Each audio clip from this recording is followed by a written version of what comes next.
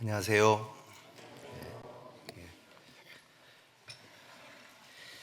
우리 함께 기도하고 시작하겠습니다. 기도하겠습니다. 우리의 영혼을 사랑하시는 살아계신 우리 주 아버지 하나님, 죄 가운데 태어나 하나님 앞에 원수로 살아가던 이 불쌍한 죄인들을 하나님의 은혜의 말씀 안으로 인도하셔서 진리의 말씀을 통해 예수님의 은혜를 알게 해주시고 거룩하신 보혈로 우리의 모든 죄가 영원히 사해졌음을 깨닫게 하셔서 영원한 심판의 구덩이에서 구원해 주신 것 진심으로 감사를 드립니다. 또 구원받은 이후에도 저희들을 하나님의 귀한 몸된 교회 안으로 인도하셔서 하나님의 진리의 말씀을 배우며 하나님의 인도하심을 따라서 하루하루 주님을 섬기며 살아갈 수 있도록 허락해 주신 것도 감사드립니다. 또 우리에게 복음 전파의 사명을 맡겨주시고 역사의 마지막 시대에 하나님의 귀한 은혜의 복음을 전할 수 있도록 우리를 불러서 또 사용해 주시는 것도 감사드립니다. 올해 우리 경기 광주교회 마지막 또 대전도 집회가 24일부터 시작이 됩니다. 얼마 남지 않은 기간을 기도 가운데 잘 준비해서 그동안 전도했던 분들, 기도했던 분들에게 하나님의 말씀을 전할 수 있는 마음과 또 기회와 또 실제로 열매를 맺는 모든 과정으로 우리 모두를 인도해 주시고 귀한 말씀을 통해 많은 사람이 구원을 얻어서 하나님께 큰 영광이 되고 저희들에게도 큰 기쁨이 될 수 있도록 삶의 큰 보람이 될 수 있도록 이번에도 크게 역사해 주시기를 하나님께 부탁을 드립니다. 또 이 시간 은혜의 말씀 아래 함께 모였사오니 각 사람에게 필요한 하나님의 생명의 양식으로 풍성하게 부어주시고 또 한 주간 살아가는 데에 지친 몸과 마음이 하나님 주시는 능력의 말씀으로 새로운 용기를 얻을 수 있도록 인도해 주시기를 부탁드립니다.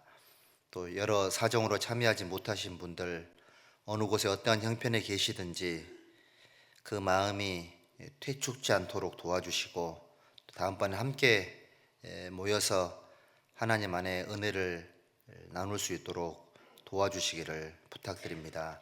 또 지금 이 시간 전 세계 여러 곳에서 복음을 전하고 계시는 선교사님들과 또 가족들 어려운 가운데 하나님의 크신 능력을 통해서 많은 사람들이 구원받게 하는 일에 그 사역을 감당하는 그 모든 부분들이 하나님께 영광이 될 수 있도록 도와주시고 큰 어려움 없이 모든 선교 일들을 잘 행할 수 있도록 특별한 은혜로 또 채워주시기를 기도합니다.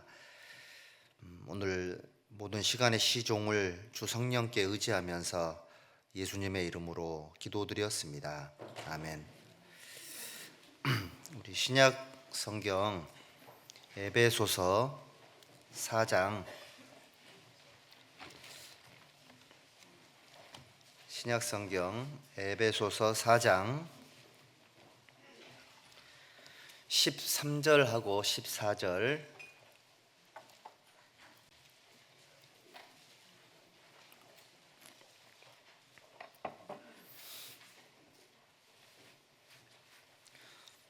(13절) (14절) 천천히 같이 읽겠습니다.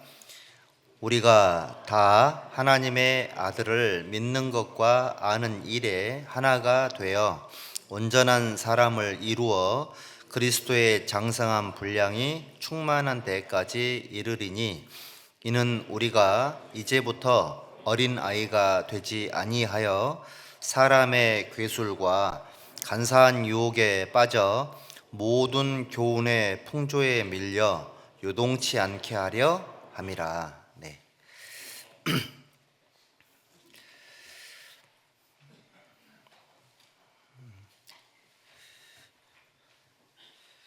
이제 겨울 겨울이 성큼 다가와서 교회 감기 걸리신 분들이 꽤 많이 계시는 것 같은데 환절기에 건강들 유의하셔야 되겠다라는 생각이 듭니다. 또 우리 아이들은 또 수족구 때문에 또 힘든 아이들도 많이 있던데 사람이 참 약한 것 같아요, 그렇죠? 보이지 않는 바이러스에만 감염이 돼도 꼼짝 못하는 게 우리 사람인 것 같습니다. 마지막 시대에 영육간에 강건하셔가지고 하나님 맡겨주신 모든 일들 능히 잘 감당하시기를 진심으로 소원합니다. 우리 지난 시간에 성장과 성숙에 대해서 한번 말씀을 드렸는데 구원받은 지 얼마 안 된 이제 초신자들, 새롭게 구원을 받으신 분들이 어떤 부분들을 조금 염두해 둬야 될지 주의사항을 좀 간단하게 말씀을 좀 드렸고, 또 어떻게 하면 잘할 수 있는지를 잠깐 말씀을 드렸는데, 오늘은 두 번째 시간으로 성장과 성숙이 왜 중요한지 이거 간단하게 좀 말씀드리고, 그리고 내가 성장하고 있는지 또 성숙되어 가는지, 신앙적으로 익어가고 있는지, 열매가 되어가고 있는지를 어떻게 알 수 있냐. 성장의 지표들이 있을 건데, 바른 성장의 지표들에 대해서 좀 말씀을 좀 드리고, 또 이제 좀 마무리를 조금 이렇게 해보도록 하겠습니다. 여기 읽은 말씀 속에 하나님께서 우리에게 원하시는 게 뭐냐면, 이제부터 어린 아이가 되지 아니하여 사람의 괴술과 간사한 유혹에 빠져 모든 교훈의 풍조에 밀려 요동치 않게 하려 함이라. 신앙적으로 어린 사람들은 사람의 괴술에 쉽게 넘어가죠. 이 하나님의 말씀이 부족한 상태니까, 하나님 말씀이라는 기준이 없으면 사람의 괴술에 쉽게 넘어갈 수가 있어요. 그리고 간사한 유혹에 빠져서 세상 유혹이라든지 마귀의 유혹에 쉽게 좀 넘어져 가지고 잘못된 교훈, 또 이단적인 교훈들의 풍조에 밀려서 신앙적으로나 또 정신적으로 흔들릴 수 있는, 요동할 수 있는 요소들이 있는 겁니다. 그러니까 영혼의 구원을 받았다라는 얘기는 지옥에 안 간다는 얘기고 하나님의 자녀가 됐다는 얘기인 거니까, 그 다음 스텝이 내 구원을 받았으니 이제는 성장이라는 걸 해야 되는 거구나, 하나님 안에서 요동치면 안 되는 거구나. 이제 요동치면 우리가 잘 알고 있는 것처럼 나무를 심지 않습니까? 나무를 심으면 나무 뿌리가 흔들리면 그 나무는 살지를 못해요. 그래서 보통 아파트 같은 데 식재해 놓은 거 보면, 특히 이제 비싼 소나무 같은 경우는 이제 옆에 있는 주변 나무들하고 이렇게 나무 같은 걸 대거나 마닐라 루프 같은 걸 연결해 가지고 튼튼하게 고정을 시켜 놓죠. 서로. 왜 그렇게 하는 거냐면 뿌리가 흔들려서는 안 되기 때문에 그런 겁니다. 그리고 그러면 최대한 뿌리를 좀 이렇게 크게 해가지고 심으면 어떻게 했냐? 그러면 돈이 많이 들어요. 그래서 최대한 뿌리를 좀 작게 만들고 위에 있는 격가지들을 최대한 정리를 해서 심어놓고 뿌리를 교정 이렇게 하는 겁니다. 고정시켜야지만 이 나무가 정상적으로 자랄 수가 있어요. 그래도 소나무 같은 경우는 하자율이 30-40% 정도 된다고 합니다. 대신에 이제 소나무 같은 경우도 산에서 캐다가 분재원에다가 심어 놓고 거기서 이제 30-40% 하자율이 생긴 다음에 거기서 성장 애들을 갖다 옮겨 심은 애들은 거의 100% 살아요. 그래서 신앙생활도 우리가 이제 세상에서 뽑혀가지고 하나님께로 신김바 되었으니까 지금부터는 새로운 생명을 시작을 해야 되는 거니까요. 그러니까 이제 흔들리면 잘 못 자라요. 흔들리면 열매가 없겠죠. 흔들리면 전도가 좀 잘 안 되고요.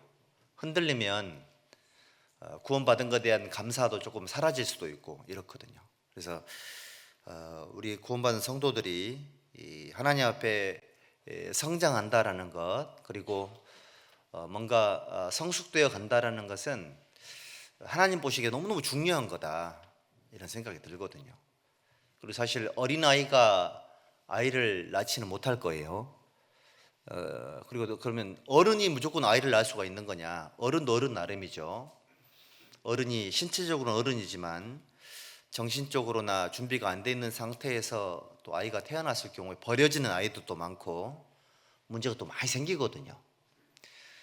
서로 사랑하는 성인 남녀가 정상적인 그 아이들을 올바르게 자라게 할 수 있는 것처럼 구원받은 그리스도인들이 물론 전도가 중요하긴 하지만 한 사람을 구원받게 해가지고 올바로 성장시킬 수 있는 준비들, 아이들 하나 태어나는 것도 얼마나 준비를 많이 해야 되지 않습니까? 그런 것처럼 우리 모두는 영적으로 태어난 사람들은 성장해야 될 책임이 있고, 먼저 구원받은 사람들은 새롭게 구원받은 분들에 대한 영적 육아의 책임이 우리에게 있는 겁니다. 요즘 보면 결혼해서 아이들을 잘 낳지 않는 세상이고, 또 낳아도 한 명 이렇게 낳다 보니까 육아하시는 분들이 너무너무 힘들어 하시죠. 그래서 이제 육아하시는 분들 너무 힘들어 하니까 기성세대들이 이제 앞에서 말하면 또 이렇게 섭섭해 할 수 있어서 앞에서는 말은 하진 않지만 뒤에서는 자기를 돌아보죠. 나는 어떻게 키웠을까라는 생각도 들고, 또 한편으로는 지금 이제 그 아이들 너무 귀하게 잘 키우는 느낌이 있잖아요. 그럼 나는 우리 아이들을 귀하게 안 키웠던가? 그 신생아들한테 나이키 신발 나는 왜 신생아 우리 애들한테 나이키를 못 사줬나? 유모차도 막 100만 원짜리도 막 이렇게, 그는 시부모들이 사준다면서요. 큰일 났습니다. 저는 이제 왜 우리 아이들은 그 비싼 유모차를 못 태웠나? 부모로 자괴감이 또 살짝 들 때도 한 번씩 있더라고요. 돌아보시게 되죠. 소중했던 건 틀림이 없었는데, 젊은 분들은 육아하시는 부분들에 대해서 너무 소중하긴 한데 주변 정찰을 좀 하고 슬슬 눈치도 봐가면서 이렇게 하셔야 돼요. 더불어 사는 세상이기 때문에 그렇다는 생각이 듭니다. 그래서 우리 아이들 태어나면 그렇게 키우는 게 소중하고 너무 힘들고 그렇잖아요. 그런데 교회도 마찬가지죠. 영적 육아는 훨씬 더 힘들고 어렵죠. 그리고 사실 그 한 사람이 구원을 받았다는 얘기는 그분 주변인들에게는 그분이 사실은 주인공이 되는 겁니다.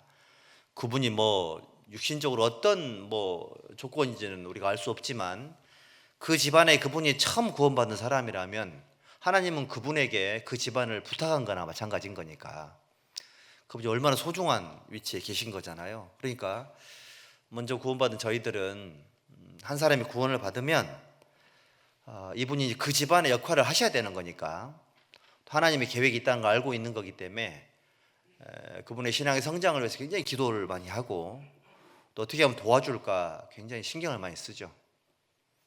그러다 보니 과잉 친절이 나갈 수도 있고, 근데 그것이 친한 척 하기 위함이 아니라 그런 중요한 이유들이 있기 때문에 그렇게 하는 행위가 자연스럽게 나오는 거다, 이렇게 말씀드리고 싶어요.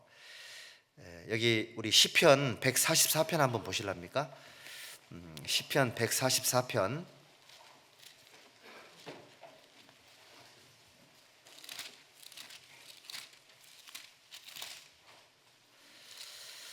12절 12절부터 12절 한 절만 같이 읽어보겠습니다. 우리 아들들은 어리다가 장성한 나무 같으며 우리 딸들은 궁전의 식양대로 아름답게 다듬은 모퉁이 돌 같으며. 됐습니다. 하나님께서 보시기에 구원받은 성도들을 어떻게 보냐면, 형제들은 어리다가 장성한 나무처럼 되기를 원해요. 형제님들, 하나님께서 보셨을 때 참 어렸는데 장성해가지고 큰 나무처럼 돼 있는 모습을 보면 하나님께서 되게 좋아하실 거예요. 형제들의 신앙생활은 장성한 나무처럼 돼야 된다. 자라다가 만 나무 말고요. 그리고 우리 자매님들은 식양대로 아름답게 다듬은 모퉁이 돌과 같으며. 이 구절도 자매들에게 너무 딱 맞죠? 자매님들은 구원받고 나서 궁전의 식양대로라고 되어 있죠. 하나님의 몸된 교회 안에서, 하나님의 말씀 안에서 또 천국에 들어가기에 합당한 기준들이 있을 거예요. 세상적인 기준 말고요. 요즘 그런 표현을 쓰는지 모르겠는데, 여성 상위 시대, 남녀 평등 시대, 그런 말은 요즘 옛날 말이죠. 요즘은 그 이상의 어떤 파워가 있던데. 근데 우리는 구원받고 나서요, 자매님들은 궁전의 식양대로 아름답게 다듬어져야 돼요. 다듬어지지 않고, 다듬어지려면, 돌은 다듬어지려면 어떻게 돼요? 근데 이게 다듬은 돌 같다 그랬으니까, 모퉁이 돌 같다. 돌 단단하죠? 그러니까 망치로 깨트리지 않으면 다듬어지지가 않아요. 자매님들이 아마 더 힘들 거란 생각이 들어요, 신앙생활이. 그래서 보통 자매님들은 교회에서 막 하지 말라는 게 훨씬 많죠. 교회가 말도 세게 하지 말아라, 인상도 쓰지 말아라,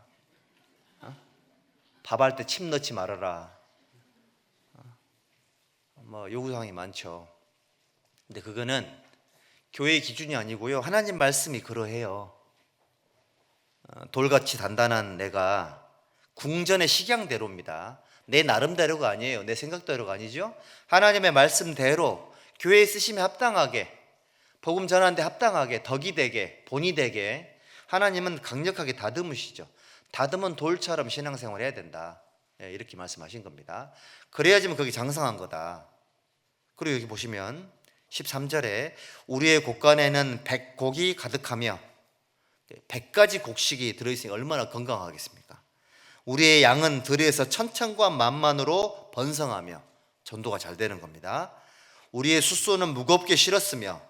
그러니까 숫소가 힘이 좋죠. 우리 형제님들은 힘이 좋아야 돼요. 신앙적으로 믿음이 좋아야 된다고요. 믿음이. 내가 비록 경제적으로는 부족하고 체력적으로는 부족할 수 있어도 믿음만큼은 튼튼해야 되는 거다. 무겁게 실었으며.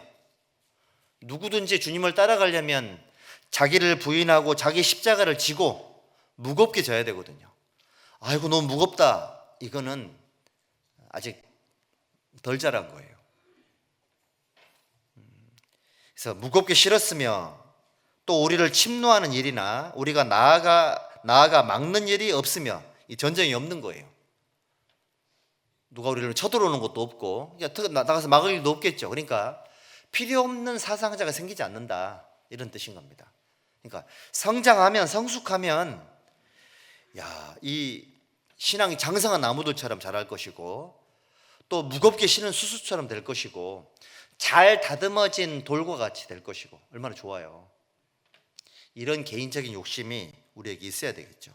고린도전서 13장 한번 보시죠. 고린도전서 13장에 11절,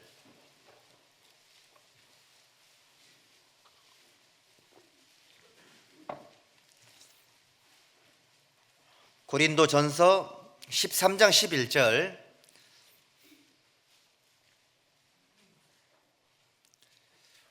함께 읽겠습니다. 내가 어렸을 때에는 말하는 것이 어린아이와 같고 깨닫는 것이 어린아이와 같고 생각하는 것이 어린아이와 같다가 장성한 사람이 되어서는 어린아이의 일을 버렸노라. 여기 장성한 사람이 되어서는 어린아이의 일을 버렸노라. 장성해야지만 아이고 내가 너무 좀 유치했구나라는 걸 알 수가 있죠. 다 큰 어른이 어렸을 때 놀던 장난감 갖고 놀지 않죠.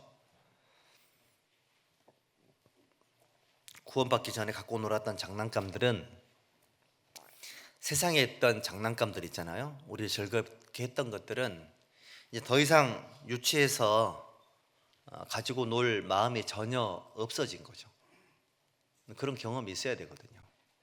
구원받기 전에 내가 이런 것들이 취미였고 즐겁고 그랬었는데 이제는 취미 생활이 바뀌게 되고 좋아하는 어떤 그 목록이 바뀌게 되죠. 그게 정상적인 생활이거든요. 정상적인 거죠. 왜 우리가 성장해야 되는 거냐? 성장해야지만 참된 구원의 가치를, 구원의 은혜를 생활 속에서 경험할 수 있고 어릴 적 유치함을 벗어날 수가 있고, 그리고 또 성장을 해야지만 하나님의 마음도 헤아릴 수가 있어요. 그래야지만 그 사람이 뭔가 하나님의 쓰심에 합당한, 하나님의 짐을 조금 맡겨줘도 괜찮을 만한 그런 어떤 삶이 될 수가 있을 겁니다. 신앙생활 잘못 성장하면 큰일 나요. 여기 야고보서 1장 한번 보실랍니까? 야고보서 1장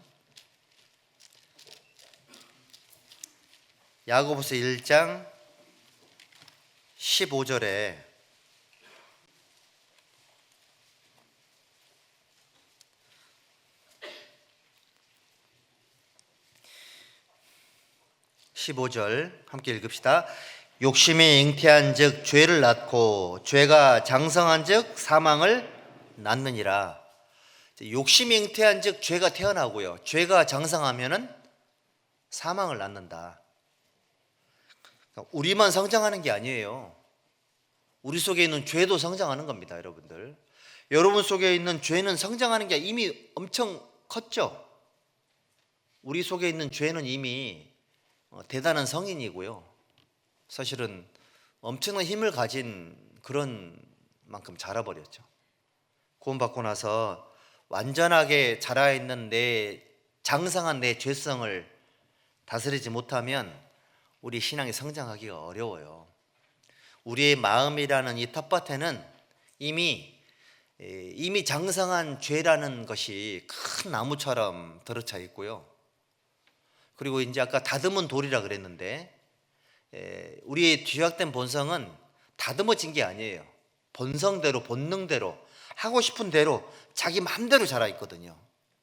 이게 죄악된 본성입니다. 장성한 돌이죠. 그러니까 이런 부분들이 있다는 겁니다.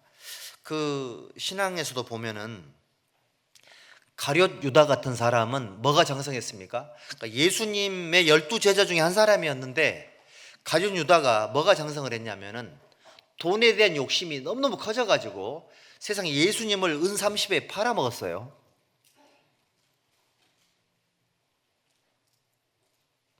예수님이 지금 우리 시대에 왔다고 했을 때 우리 여기 중에서 12명을 뽑았는데 그 중에 한 사람이 예수님을 은 30에 팔은 거예요.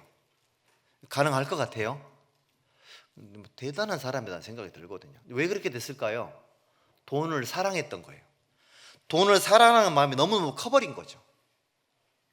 장성한 탐심이 예수님을 팔아먹었다. 그러니까 우상 숭배에 빠지면, 탐심이 우상 숭배니까 우상 숭배에 빠지면 항상 선택을 잘못하게 돼요. 그리고 우상 숭배에 빠져가 예수님을 팔아먹었는데 나중에 본인이 잘못했다는 걸 깨달았지 않습니까? 잘못했는 걸 깨달았는데 회는 했는데 개를 또 잘못했어요. 자살했잖아요. 우상 숭배에 빠지면 선택을 항상 잘못하게 돼 있다. 심지어는 회개도 잘못하더라고. 구원받은 성도들도 올바로 장성하지 못하면 회는 하는데 개가 잘 안 돼요. 잘못했습니다 하는데 그 다음 삶이 잘 안 돼. 왜 그런 줄 알아요? 유다 증후군이 있는 거예요.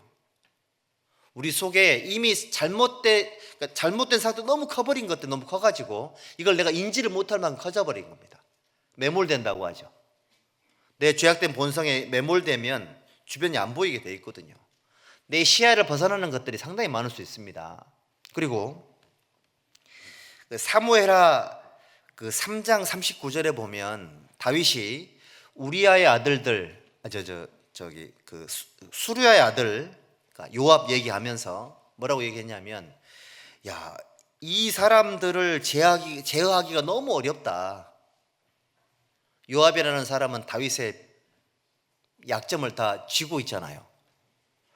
요압이라는 사람이 참 사람이 질이 안 좋은 게 왜 그런 거냐면, 다윗이 기름 부음 받았음에도 불구하고 다윗이 사울이 그렇게 잘못했어도 기름 부음을 받았다라는 그 하나만으로 원수 갚는 걸 행사하지 않았지 않습니까? 그런데 요압은 다윗의 약점을 딱 쥐고 약점을 삼아가지고 자기 권력을 삼는데 이렇게 이용을 했거든요. 제어하기가 어렵다. 요압이 잘못 커버린 거예요. 요압이 잘못 성장해버린 겁니다. 그러니까 정치적으로는 잘못 성장해버린 거죠. 신앙적으로 전혀 잘하지 않고 육신적으로 정치적으로 너무너무 성장해버리니까 통제가 안 되는 거예요. 천하의 다윗 왕도 요압을 통제하기가 어려웠던 거예요. 구원을 받았지만 우리도 잘못 성장하면 하나님이 통제하기가 어려운 사람이 있을 수 있거든요. 신앙생활에 사도 요소가 있는데 하다 보면 잘 안 되는 게 있어요. 우리가 해보면. 그렇죠? 다 잘 되셔요? 잘 안 되는 거 있거든요. 근데 이 부분이 처음엔 너무 이게 좀 컴플렉스고 너무 미안하고 죄송한데 조금 지나고 나면 자기도 포기해버립니다. 어느 순간 그러다 보면 신기하게요. 그렇게 타협이 딱 되는 순간 그 잘못된 그 성장이 이루어지게 되는 거죠. 무뎌지게 돼요. 성경에 강팍하다라는 말이 있고 완악하다라는 말이 있잖아요. 강팍하다라는 것은 우리 본성을 의미하는 건데, 완악하다라는 것은 알고도 행치 않는 건 완악한 거예요. 죄인은 선천적인 거지만 악인은 고의적인 거니까. 그러니까 완악한 것이 구원받은 성도들에게 있을 수 있다, 그 얘기인 겁니다. 예를 들면 주님 오실 날이 가깝습니다, 여러분. 정신 차리고 근신해야 됩니다. 이러면 내가 지금 완악한 상태라면 늘 듣던 얘기네, 이런 마음이 생길 수 있거든요. 그리고 성경에 계시록 22장에 보면 그 하나님께서 마지막 시대를 살아가는 성도들에게 두 가지가 임봉되면 안 된다. 두 가지가 뭐였죠? 첫 번째는 주님의 재림, 그 다음에 상급. 재림 약속과 상급 약속이 이게 임봉되면 안 된다. 임봉이 뭐예요? 임봉. 도장 딱 찍어가지고 못 열게 하는 게 임봉되는 거잖아요. 그러니까 임봉되지 말게 하라고 하셨거든요. 마음이 완악하면 말씀이 깨달아지는 게 많이 부족하고요, 잘 안 들어와요. 알고 있는 내용이지. 그러니까 우리가 설교 들을 때도요 굉장히 힘들거든요. 왜 힘들까요?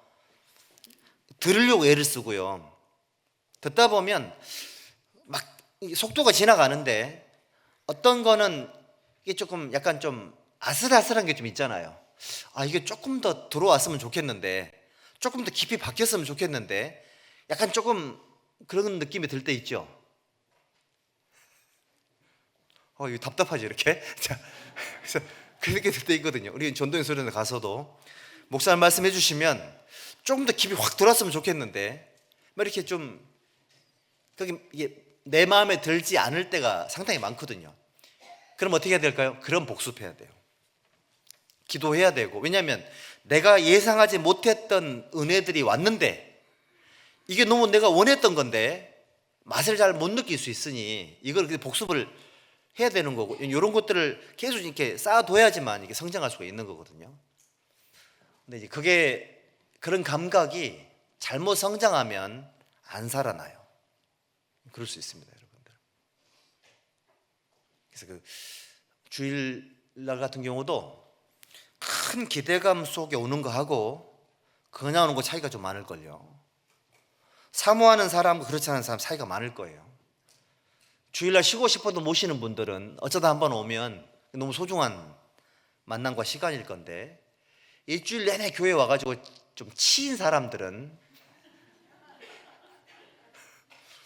교회 소식상 보고 오늘도 죽었다 이런 이제 있을 수도 있겠죠. 근데 우리 교회 스케줄은 편한 거예요. 우리 해지고 나면 교회 스케줄이 없잖아요, 주일날. 아니, 우리 교회 있잖아요. 해지고 나면 스케줄이 없어요.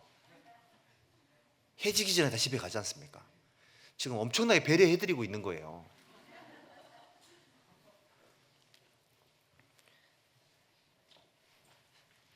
잘못 성장하는 게 굉장히 많습니다, 여러분들. 그리고 다윗 시대에 2번 반역을 당했잖아요. 압살롬하고 아도니아가 반역을 했는데, 반역하는 일이 커가매라는 구절이 나오죠. 그거 잘못 성장하고 있는 거예요.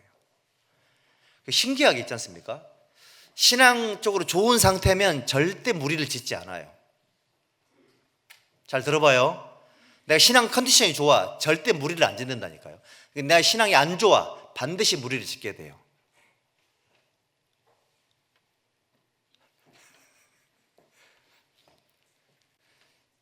그래서 이거 내가 하나님 앞에 깨끗하고 순수하고 오르면 하나님과 일대일 관계만으로 족하고 봉사함으로 만족하고 그냥 유지가 되는 건데, 만약에 반역을 한다고 하면 반드시 압살롬이나 아도니아처럼 말을 준비하고 전배를 준비하고, 그러니까 왕이 돼서 왕이 되는 어떤 그 의식을 하기에 꼭 필요한 그 어떤 그 모양이 있거든요.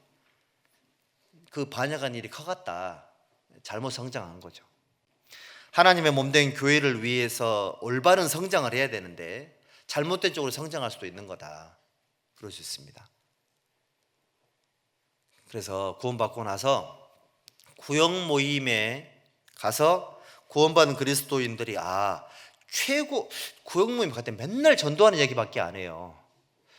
이게 너무 재미없다. 그 오해하신 겁니다. 왜 전도하는 얘기만 하는 줄 아세요? 그게 제일 재밌어서 하는 거예요. 저도 처음에는 그거 모를 때 재미없더라고. 구역 모임 맨날 전도하는 얘기, 기도부터 너무 재미없었는데 나중에 보니까요, 그것밖에 할 게 없어. 그게 제일 재밌거든. 우리가 축구 좋아하는 분들은 뭐 봐요? 하이라이트 보죠. 하이라이트. 다 보는 건 지루하니까. 내가 마음에 든 팀이 이겼어요. 몇 번 보죠? 안 보시는구나. 어쨌든 중요한 내용들은 내가 좋아하는 거니까 계속 반복하게 되잖아요. 그렇습니다. 여러분들 잘못 성장하면 개인적으로나 신앙적으로도 육신적으로도 마찬가지인 거예요. 그러니까 우리 그리스도인들은 제가 생각을 했을 때는 삶의 모든 영역이 계속, 그러니까 이미 세상적인 거나 죄 같은 거는 이미 성장한 상태니까, 근데 신앙적으로 내가 성장하지 못하면 그 나라는 죄성과 나라는 그 이미 성장해버린 나라는 사람과 세상 속에 내 신앙이 매몰될 수 있다. 그리고 여러분들 그 식물이 자라지 못하는 이유가, 첫 번째는 한 알의 밀알이 땅에 떨어져서 어떻게 해야 돼요? 땅 속으로 들어가야 돼요. 땅 속에 묻혀야지만 싹이 나와요. 그러니까 돌짝밭이나 그 길바닥, 시장바닥 같은, 그러니까 계속 사람들 밟고 다니는 곳, 돌밭 같은 흙이 없잖아요. 그러니까 이 알이 흙 속으로 못 들어가니까 열매가 못 돼요. 그래서 열매가 안 되는 경우가 있고, 또 한 가지 뭐가 있냐면 가시덤불 위에 떨어지면 열매가 안 돼요. 가시덤불이 뭐예요? 세상 욕심과 재리의 유혹, 이런 것들이 가시덤불이라고 그랬죠. 그러니까 여러분들이 신앙생활을 하고 뭔가 장성한다라고 했을 때 이미 마귀는 구원받은 이후에 구원받은 성도들이 뭘 지향하는지를 다 알아요. 그래서 내 주변에 이미 완벽하게 준비가 되어 있는 방해 요소들을 가지고 여러분들의 신앙을 계속 눌러요. 세상 염려 올라오죠. 돈 걱정, 노후 걱정, 자녀 걱정, 또 건강 걱정. 생각을 해보면 걱정할 게 얼마나 많은지 몰라요. 또 보면 전혀 예상하지 못했던 주변인들이 내가 두려워했던 그 걱정거리에 딱 걸려가지고 말기암, 사업 실패, 또 신앙적인 실족, 이런 일들이 왕왕 생기시더라고. 그러다 보면 와, 나도 이게 현실화되는 거 아닌가, 이런 또 불안감이 또 생겨요. 신기합니다. 마귀는 그쪽으로 능수능란하거든요. 여러분들 내가 성장해야 되겠구나, 그 마귀가 가만 내버려 두지 않습니다. 우리는 최악의 상황을 뚫고 땅 속에 떨어져서 이 싹이 이제 막 나온 거거든요. 근데 내 주변에 이미 가시덤불들이 엄청나게 많아요. 또 이걸 뚫고 올라와야 돼요. 우리 여기 산에도요, 산에 가보면 나무들이 왜 크게 자라는 줄, 위로 올라가는 줄 알죠? 너무 밀식이 돼 있으니까 위로 올라가지 않으면 햇빛을 받을 수가 없고요, 또 공기를 새롭게 얻을 수가 없어요.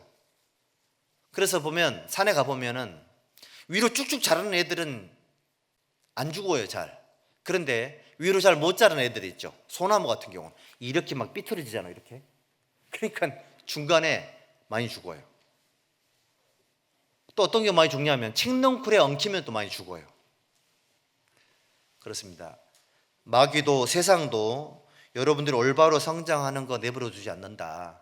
그러니까 마음을 정말 오로지 해야지만 올바로 성장할 수 있고 하나님이 원하는 만큼 성장할 수가 있는 겁니다. 우리 시편 125편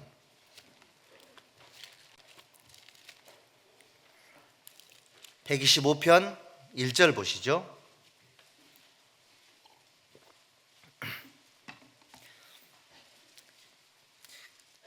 우리가 지금 신앙이 성장하고 있는지 여부를 어떻게 알 수 있을까? 바른 성장의 징표들이 있습니다. 1절에 같이 읽어보겠습니다. 여호와를 의뢰하는 자는 시온산이 요동치 아니하고 영원히 있음 같도다. 시온산이 요동치 않고 영원히 있음 같도다. 일단 내가 신앙이 지금 똑바로 성장하고 있다, 흔들리지 않아요. 올바로 성장하는 사람은 뿌리가 튼튼하니까 흔들리지 않습니다. 구원의 의심이 살짝 있을 때도 있었지만 이제는 구원의 의심이 안 생겨요. 흔들리지 않습니다. 즉 구원의 의심이 생기면 흔들리고 있는 겁니다. 그게. 그런 분들 어떻게 하면 될까요? 옆에를 얼른 붙잡아요. 그래서 처음 구원받으면 구원 의심이 있으니까 옆에 자꾸 붙잡아줘야 돼요. 말씀을 다시 듣게 만들어주고 주변에 전도하신 분들이 많이 도와주셔야 돼. 그러면 또 금방 그 문제 해결할 수 있습니다.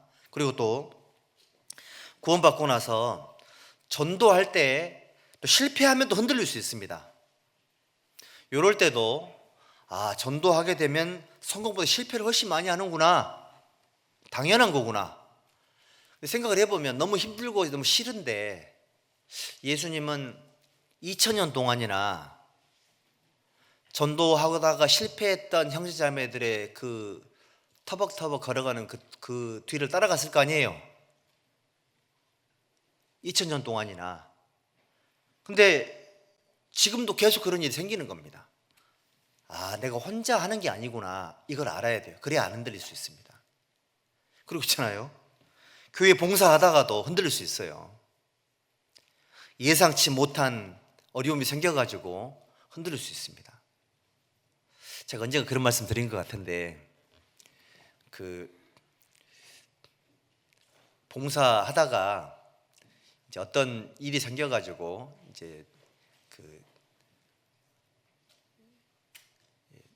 누가 좀 안 나오기도 하고 그렇잖아요. 근데 그랬을 경우에 이제 최대한 물론 나오게 해야 되겠죠. 나오게 해야 되는데 가끔씩 하다 보면 누구 때문에 안 나온대?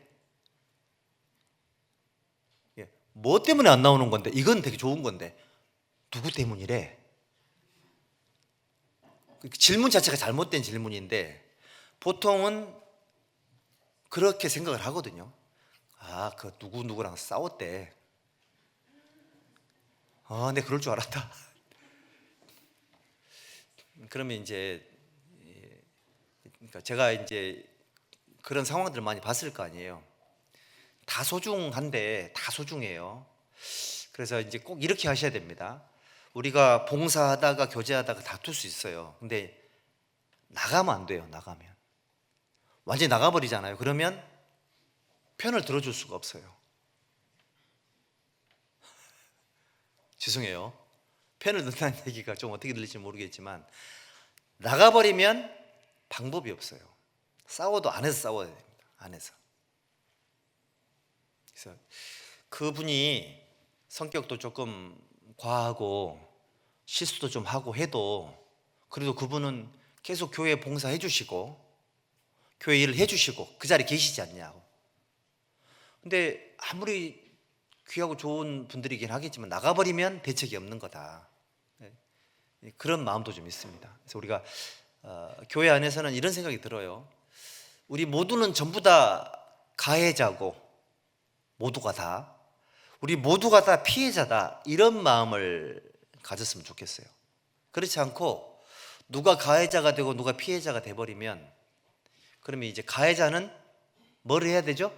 정죄를 해야 돼요. 읍참마속이라고 들어봤죠? 제갈공명의 후계자가 마속이었잖아요. 마속이 경험이 없어가지고 전쟁에 실패했습니다. 전쟁에 실패하면 당시에는 사형이었거든요. 그 훌륭한 마속이 죽었어요. 공명이 울면서 마속의 목을 베었답니다. 근데 교회는 읍참마속을 할 수가 없어요. 목을 뺄 수가 없단 말이에요. 그러니까 나가면 안 됩니다. 나가면 큰일 나요. 흔들리더라도 나가면 안 된다. 어려움이 있어도 꼭 항상 교회 안에 계셔야 된다는 걸 말씀드리고 싶어요. 그리고 여기 시편 62편 한번 보시죠. 62편 62편에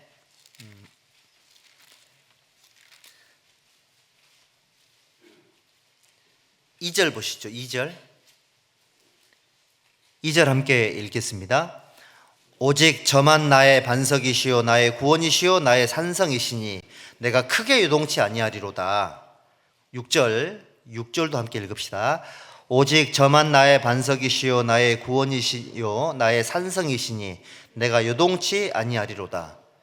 어떤 단어가 하나 빠져 있죠. 뭐가 빠졌습니까? 크게라는 단어가 빠져 있죠. 2절에는 크게, 6절에는 크게라는 단어가 없죠. 그러면 구원받은 성도들은 전혀 흔들리지 않는다는 얘기냐? 아니죠. 2절은 뿌리가 흔들리는 걸 말하는 거고요. 6절은 가지가 흔들리는 걸 의미하는 겁니다. 뿌리가 흔들리는 것은 위험해요. 근데 아무리 큰 나무를 할지라도 가지는 흔들릴까요? 안 흔들릴까요? 흔들릴 수 있어요. 그 차이가 있는 겁니다. 그래서 우리 구원받은 성도들은 내가 올바로 성장하고 있다는 얘기는 뿌리가 흔들리지 않는다. 구원의심이 생기지 않는다. 우리 모임에 회의감이 생기지 않는다. 이런 거죠. 근데 교제 나가야 될 필요성을 못 느끼고 있다. 이거는 이제 뿌리가 흔들리는 거고요. 전도해야 될 이유를 모르겠다. 이거는 뿌리가 흔들리는 거예요. 나는 봉사하는 게 좀 힘드니까 봉사를 안 해야 되겠다. 간헐적으로 치고 빠지고 나와야 되겠다. 매주는 나는 안 된다. 이건 좀 별로 안 좋은 거죠. 치고 빠지고 하면 안 되죠. 딱 자리를 지키고 있어야 되거든요. 그래서 우리는 가지는 바람 때문에 흔들릴 수는 있지만 뿌리가 흔들려서는 안 된다. 이게 성장하고 있다는 징표입니다. 징표. 여러분 세상에서 어느 장소가 제일 좋아요? 1. 스타벅스, 2. 경기 광주교회당. 스타벅스는 좀 그런가? 1. 스타필드, 2. 경기 광주교회당. 어디가 제일 좋아요? 저는 여기 살고 있잖아요. 너무 좋아가지고 24시간 제가 여기 살고 있습니다. 지금 너무 좋아가지고 떠날 수가 없어요. 실제로 구석구석 이렇게 보면은 성도들 숨결이 막 느껴집니다. 숨결이. 밤에 안 무섭냐고. 전혀 무섭지 않습니다. 그래서 우리 신앙생활 하면서 이 뿌리를 내리고 산다라는 게 얼마나 큰 축복이냐 이런 생각이 들어요. 여러분들 흔들린다라는 것은 아직 성장하지 않았다는 얘기고 하나님의 몸된 교회가 최고라는 생각이 안 든다. 이거 아직 성장하지 않았다는 증거예요. 우리 청년들 요즘 교회 많이 오죠. 늦게 가고 힘들 텐데 쉬고 싶다 라는 마음을 품었더니 목사님께서 한 소리 했죠. 청년들이 무슨 우리 휴거는 있지만 휴가는 없다. 쉴 수도 있는 거다. 쉴 수도 있는 거지. 쉴 수도 없다는 얘기도, 그죠? 지금 쉴 때냐? 숨은 쉬시고요. 교회에 매일 오는 것을 힘들어하는 것 자체가 이것이 합당한 건가 고민을 해봐야 돼요. 매일 와서 사는 것이 축복이고 너무 좋다, 그런 마음을 먹으면 참 좋겠다는 생각이 들어요. 희한하게 좀 중독처럼 돼가지고요. 이제 아침에 일어날 때는 나는 오늘 무조건 퇴근하고 집에 쉰다. 죽은 나 교회 안 간다. 밤새지 나 자야 된다. 그럼 난 죽는다. 이따 암 걸지 모른다. 그런데 퇴근하면 또 어디로 가요? 나도 모르게 발이 교회당으로 가요. 신기해요 이게. 근데 그게 재밌어 하다 보면. 그리고 몇 년 막 지나지 않습니까? 어느 순간 그 형제 자매가 거목이 돼 있는 거예요. 그렇게 돼 있어요. 그게 이제 성장하고 있다는 증거죠. 그리고 두 번째가 뭐냐면 여기 여호수아 22장 한번 보시죠. 여호수아 22장에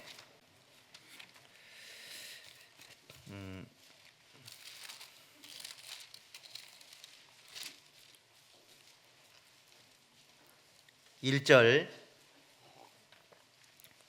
여호수아 22장 1절에 그때 여호수아가 루벤 사람과 갓 사람과 므낫세 반 지파를 불러서 그들에게 이르되 여호와의 종 모세가 너에게 명한 것을 너희가 다 지키며 또 내가 너에게 명한 모든 일에 내 말을 너희가 청종하여 오늘날까지 날이 오래도록 너희가 너희 형제를 떠나지 아니하고 오직 너희 하나님 여호와의 명하신 그 책임을 지키도다. 전 가나안 전쟁 있었잖아요. 40년 전투 준비를 해가지고 가나안 정복 전쟁을 했는데 여기에 두 주인공은 여호수아 갈렙이죠. 여호수아 갈렙인데 보이지 않는 숨은 공신이 있습니다. 여기 세 지파죠. 루벤 지파, 갓 지파, 므낫세 반 지파. 이 세 지파는 요단강 서편의 기업을 먼저 받았죠. 먼저 받았는데 대신에 자기 형제들이 가나안 땅에 들어가서 땅을 기업으로 분배받을 때까지 항상 선봉 부대를 할 거라고 끝날 때까지 약속을 했거든요. 그 약속을 신실하게 지킨 거예요. 너무 멋있죠. 날이 오래도록 너희가 너희 형제를 떠나지 아니하고 오직 너희 하나님 여호와의 명하신 그 책임을 지키도다. 이런 걸 우리가 본받아야 되겠죠. 신앙이 성장하고 있다는 얘기는 책임감이 투철하죠.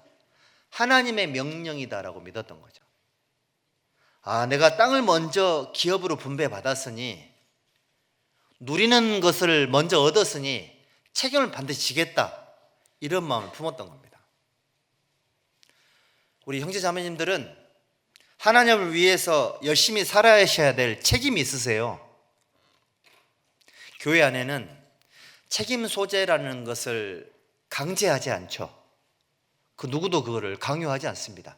하지만 성숙한 그리스도인들은 누가 시키지 않아도 교회에 대한 책임을 크게 느끼죠. 제가 2년 전, 작년, 재작년 12월 달에 바람이 심하게 불던 추운 날 이사를 왔거든요. 올라오는데 저 밑에 이렇게 올라오는데 길이 엄청 밀렸고요. 그런데 올라오는데 건물을 딱 보고 3층 사택에 불이 켜져 있더라고. 청소했다 하시더라고요. 이 건물을 딱 보는데 어떤 생각이 들었냐면, 이 건물을 이렇게 안 치는데 얼마나 많은 사람들이 수고를 했을까. 그 복음에 대한 책임을 진 사람들이 정말 많았겠다는 생각이 들더라니까요. 여러분들, 세상의 모든 일들이 거저되는 거 있어요? 하나도 없죠? 거저되는 건 아무것도 없어요. 우리 그거 알아요. 그러면 하나님의 일은 거저될까요? 신앙의 성장하면 그런 게 보이는 거예요. 얼마나 보이지 않는 곳에서 수많은 사람이 수고를 했을까. 그런데 말 한마디 안 해요. 여기 보면 감사패 하나도 안 줘요. 수고했다고 현수막 하나 걸어놓지도 않아요. 오히려 실컷 봉사하고 헌금도 많이 했는데 욕도 얻어먹어요. 계속 욕 얻어먹어요. 코딱지만하게 만들어놨다고. 사실 그 칭찬이죠, 여러분들. 근데 여러분들, 저는 이렇게 생각을 합니다. 정말 책임감이 강한 사람은 영적인 책임감, 눈에 보이지 않는 것을 봐요. 자, 이 세 지파가 단순히 내가 땅을 먼저 기업으로 받았으니 책임 지켜야 되겠다, 그런 마음만 품었을까요? 그렇지 않았을 겁니다. 치열한 전쟁을 하면서 얼마나 집에 가고 싶었겠냐고요. 후회도 했을지 몰라요. 괜히 땅을 먼저 기업으로 분배받았나 보다. 근데 이 사람들은 끝까지 날이 오래도록 그 책임을 지켰어요. 저는 이거 되게 멋있다는 생각이 들어요. 지금도 저희 교회도 기둥처럼 딱 자리를 버티고 서 있는 분들이 얼마나 많이 계시냐고요. 책임감이 투철하세요. 그런 영적인 책임감이 투철하면 우리 같은 사람들은 힘이 납니다. 혼자가 아니라는 생각이 들어서 그래요. 근데 책임을 못 느낀다, 이런 분들은 어떤 성향이 있냐면 막 요구하는 게 많아. 왜 이것도 없고 저것도 없고, 왜 이거 안 주고 저거 안 주고. 왜 그렇게 하냐면 책임을 져본 적이 없으니 불편한 거예요. 책임을 많이 진 사람들은 가치를 아니까 불편도 감사한 건데, 그런 부분이 있을 수 있겠죠. 신앙생활이 성장했다는 얘기는 책임을 지는 거예요. 책임을. 여러분들 신앙생활 하면서 영적인 책임감이 참 중요하다라는 생각이 듭니다. 우리 빌립보서 2장에 보면은 에바브로디도 나오죠. 에바브로디도. 이 사람은 죽기에 이르러도 자기 목숨을 돌아보지 않았다고. 그러니까 자기가 맡은 일이 뭐였냐면 설교하는 것도 아니었고요. 바울 사도하고 이 교회 일을 돕는 사람인데, 전령 같은 일을 했었는데 본인이 병이 나버리니까 성도들이 하나님 일에만 집중을 해야 되는데 병이 딱 나버리니까 거기에 딱 마음 뺏길까 봐 그게 너무 싫었던 거예요. 그러니까 죽기에 이르러도 자기를 돌아보지 않았어요. 딱 그런 사람들의 삶이 딱 마음속에 딱 들어오죠. 아, 보통은 이런 상황이면 자기도 챙기고 할 텐데, 신기하게도 사도행전이나 초대교회 성도들은 교회 하나님 일을 하다 병이 들면 오히려 병이 들어서 죽어도 자기 일을 포기하지 않는 그런 신기한 특징들이 있으시더라고요. 그러면 우리 경기광주교 식구들은 병이 들어도 병원 가지 말아야 되는 거냐? 지금은 병원이 있으니 병원 가셔야 돼요. 병원에 안 가고 들어 누워 계시면 우리가 힘들어집니다. 지금은 시대가 다르죠. 그래서 무슨 말인 거냐?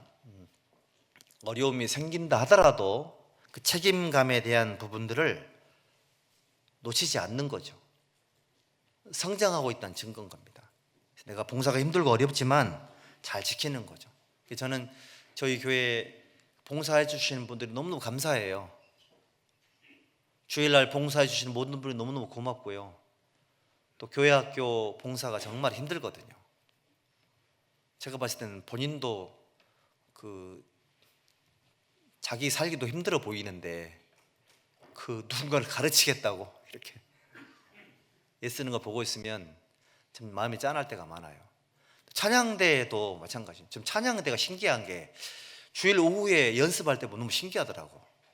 배고플 건데 배고프기도 하고 공기도 되게 안 좋던데, 그래서 계속 연습을 하시더라니까요. 그리고 또 이제 제가 잘은 모르지만 찬양의 밤 같은 연습하려면 얼마나 힘드냐고요. 또 다 외워야 되죠. 필수곡도 해야 되고. 근데 기꺼이 하시더라고. 그런 거 보면은 너무너무 귀하죠. 근데 그런 책임감을 누가 줬을까요? 하나님 주신 거예요. 그리고 성장하고 있다는 사람들은 세 번째, 하나님 앞에 너무너무 신실해요. 제가 성실이라고 안 했죠? 신실하다고요. 우리 대한민국 사람들은요, 세상에서 제일 성실한 사람들이에요. 새벽같이 일어나가지고 밤늦게까지 일하죠. 계속 일해요. 쉬지 않고 일합니다. 계속합니다. 심지어는 죽어가면서도 일을 해요. 계속 일을 합니다. 너무너무 성실하죠. 근데 신실한 부분들은 신앙적인 측면을 말하는 거예요. 어떤 분들은 돈 버는데 너무너무 성실해요. 세상 일에 너무너무 성실한데 신앙적으로는 신실하지 않아요. 그러면 안 되죠. 어때요?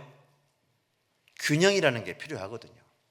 세상 일도 성실하게 하셔야 되죠. 사업도 성실하게 하셔야 되고, 진짜 마음을 단 마음으로 섬기기를 죽게 하듯 하고 사람에게 하듯 해서는 안 된다. 신앙적인 측면 외에는 흠이 잡히면 안 된다. 이렇게 해야 되겠죠. 그런데 신앙적으로 신실해야 돼요. 신앙적으로 신실하지 않은 사람들은 일단 타협을 많이 해요. 우선순위가 정리가 잘 안 돼 계세요. 타협이 너무 많아요. 타협됐다 안 됐다 어떻게 할 수 있을까요? 마음이 담대함이 식어요. 담대함이 식고요. 그리고 뭔가 열정이 식어요. 타협되면 열정이 식어요. 타협되면 담대함이 싹 식어요. 타협되면 변명이 많아지고 핑계가 많아져요. 그거는 신실하지 않은 거예요. 신실해야 돼요. 꾸준하게 365일 변치 않아야 돼요. 신앙적으로 성실한 게 신실함이죠. 연말이 이제 다가오고 있죠. 이미 연말이죠. 새로운 계획을 세우실 때 이렇게 하셔야 돼요. 나 주일날 한 번도 빠지지 말아야 되겠다. 수요일날 나 말씀 빠지지 말아야 되겠다. 그런 계획부터 세워요. 그런 계획. 나 구역 모임 12번 꼭 나가야 되겠다. 교회에서 정한 정기 모임에 나는 빠지지 말아야 되겠다. 내가 선택적으로 어떤 거를 결정하지 않아야 되겠다. 이런 거 있잖아요. 정말 불가항력적인 상황이 아니라면 나는 반드시 하나님이 함께 하시는 곳에 있어야 되겠다. 이런 것들이 중요하죠. 타협되면 안 됩니다, 여러분들. 우리 선생님들, 우리 교회학교 선생님들은 우리 학생들을 가르칠 때에 입으로 가르치지 말고 삶으로 가르쳐야 돼요. 신실하게 학생들보다 먼저 교회 오고 학생들보다 더 하나님을 사랑하고 학생들보다 더 전도에 열정이 있어야 되고 본이 되고 덕이 돼야 아이들이 그 삶을 보고 따라와요. 가르치는 건 선생님인데 삶이 못 따라가면 신실하지 않은 거예요. 그래서 제가 지난 우리 성남 권역 교사 수련회 때 선생님들에게 3가지를 부탁을 했어요. 박근혜 형제님 그 3가지가 뭐였죠?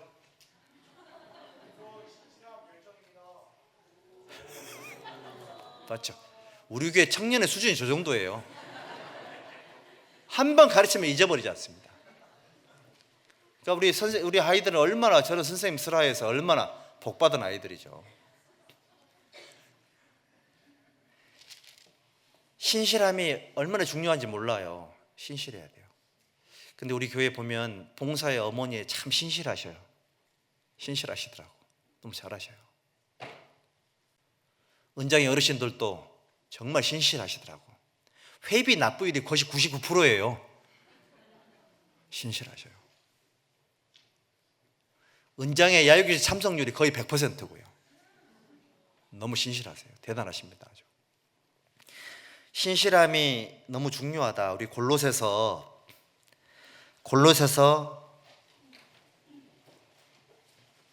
4장 보시죠. 4장 7절. 골로새서 4장 7절 함께 읽겠습니다.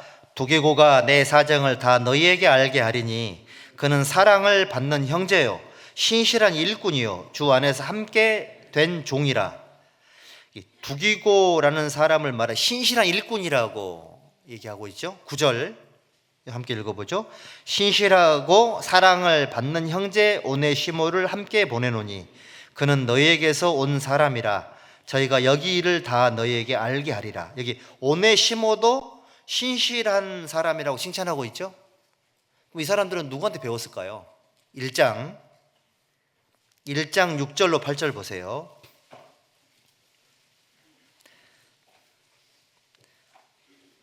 7절 8절 함께 읽읍시다.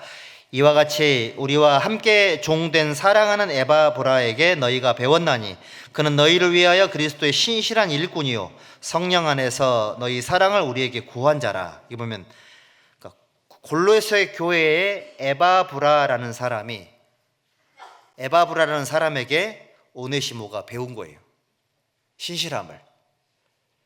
그러니까 우리가 뭐가 필요하냐면 하나님 말씀은 변치 않으니 틀림없는 진리니까 이건 이미 됐고요.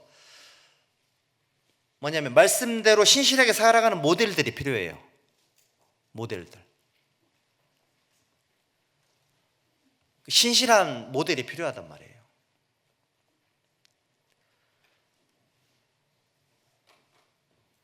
교회당 이거 건축할 때도요. 토지 처음 원형 상태도 시작해가지고 완공될 때까지 매일매일 사진을 찍는 사람들도 있어요. 그런 신실한 사람들은 그냥 믿어도 돼요. 검증이 딱 돼버린 거거든요. 교회 일 맡기는 사람들도 어떤 사람 여기 부르면 에바브라처럼 그 신실함을 교회 모든 성도들에게 또 본이 돼가지고 또 잘 가르치는 사람들도 있어요. 이게 너무너무 신기한 겁니다. 해외 선교를 가도요.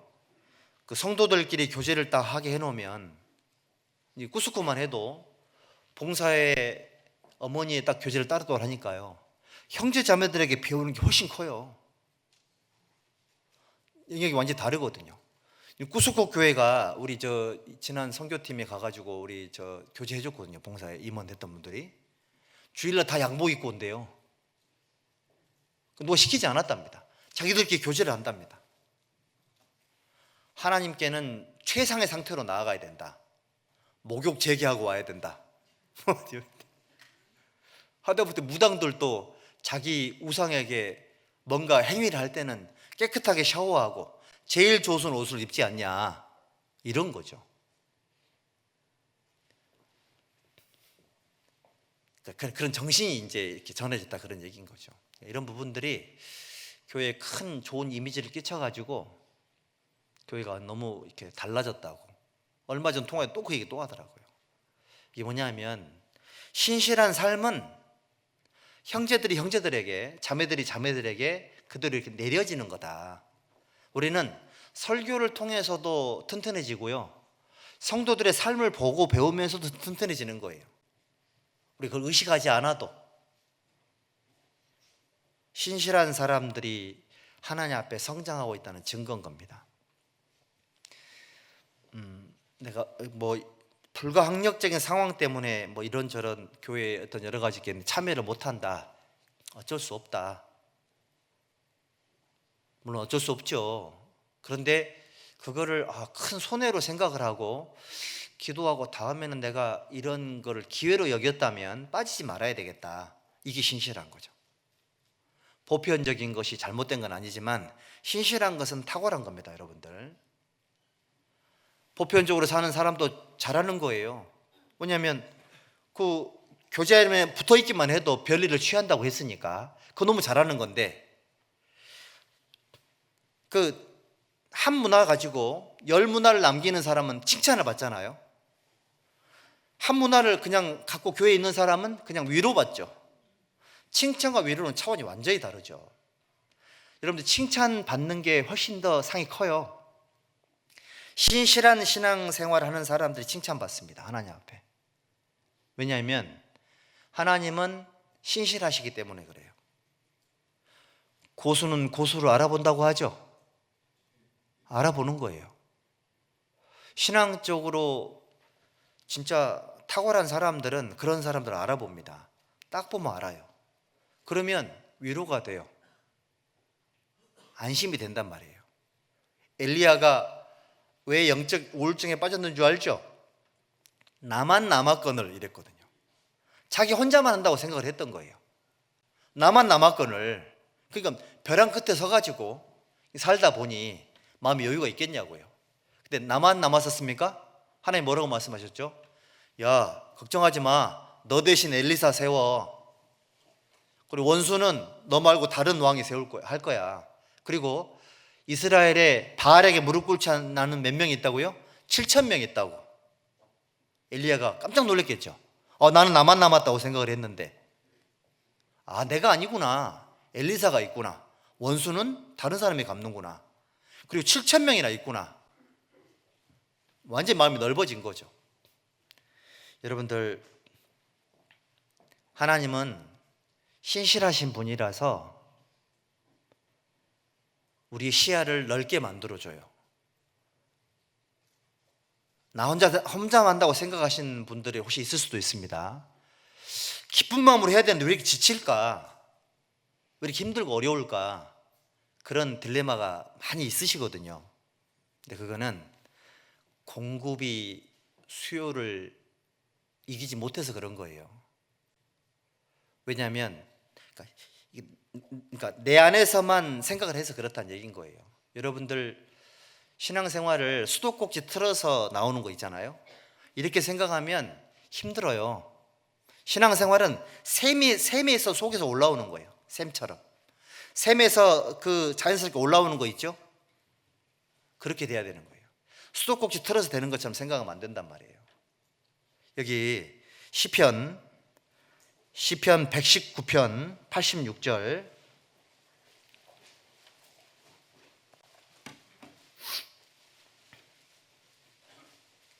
시편 119편 86절, 스크린에 좀 빨리 좀 띄워주실래요? 봉사자고는 없으신가 보다. 86절 함께 읽어볼까요? 주의 모든 계명은 신실하니이다. 저희가 무고히 나를 핍박하오니 나를 도우소서. 주의 모든 계명은 신실하다 그랬죠. 신실하신 하나님께로부터 신실한 말씀을 받으면 내가 신실하게 되는 거예요. 근데 신실한 하나님께로부터 신실한 공급받지 못하면, 속에서 샘처럼 올라오지 않으면 지쳐요. 힘들어요. 그럼 뭔가가 잘못된 게 아니에요. 내가 잘못된 게 아닌 거예요. 내가 고장난 게 아니고요. 지금 샘이 막힌 거예요. 그걸 뚫어야 돼요. 쉬어야 되겠다가 아니고요. 구멍을 더 깊이 뚫어요. 넓게 뚫으면 올라오는 게 더 많을 거 아니에요. 그렇게 예산을 세워야 되지. 내가 힘드니까 좀 쉬었다 해야 되겠다. 그게 아니고요. 정말 건강상의 문제가 아니라면 그 신실한 은혜로부터 올라오는 것들이 있으니까 그거를, 그 관정을 크게 뚫어요. 넓게. 깊이 파고 걸음을 줄이니 그랬잖아요. 그러면 올라오는 게 많으면 아무리 해도 괜찮아요. 아무리. 생각을 한번 해보면 전 세계에 얼마나 많은 그리스도인들이 있을 거 아니에요. 다 하나님께 기도합니다. 하나님은 지치지 않아요. 다 들어줘요. 하나님은 자기 일을 한단 말이에요. 그리고 하나님은 산천초목이나 모든 들짐승 또는 바다의 물고기, 하다못해 미생물까지 다 먹이세요. 하나님 지치지 않아요. 왜? 능력이 한이 없기 때문에 그런 거예요. 신실하게 살려면 신실한 하나님께로부터 많은 걸 얻어야 돼요. 얻어서 쓰고 하다 보면 고갈된단 말이에요. 아예 그냥 밑에 구멍을 크게 뚫어놔요. 자동으로 올라옵니다. 그 과정을 가는 게 신앙이 성장했다는 증거인 거예요. 그리고 여기 베드로후서 3장을 한번 보시죠.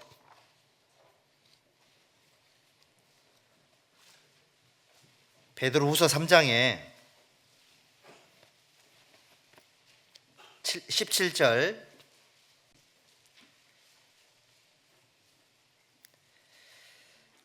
그러므로 사랑하는 자들아 너희가 이것을 미리 알았은즉 무법한 자들의 미혹에 이끌려 너희 굳센 데서 떨어질까 삼가해라고 돼 있죠. 자, 우리 성장하고 있다는 증거가 뭐냐면은 주의력이 깊어지죠. 삼가하는 것들을 내가 알아요. 뭐를 삼가해야 되겠구나, 이걸 알게 돼요. 마냥 좋은 것도 나쁜 건 아니지만 마냥 좋은 게 계속 유지되려면 삼가해야 될 것들, 주의해야 될 것들을 본인이 알게 돼요. 그걸 습득하게 돼요. 그래야지만 그 좋음이 유지가 돼요. 삼가해야 될 것들 주의력이 없는 상태에서 그 영적인 컨디션, 감정적인 컨디션이 계속 유지되기가 어렵습니다, 여러분들. 우리가 아이들이 집에서 자랄 때는 마냥 좋죠. 학교 가 보면 우리 집에서 내가 제일 귀한 자식이지만 학교 갔더니 나름 별로 귀하지 않아요. 그냥 구성원 중에 한 사람일 뿐인 거예요. 그래서 사회성을 배우죠. 우리라는 개념을 배우지 않습니까?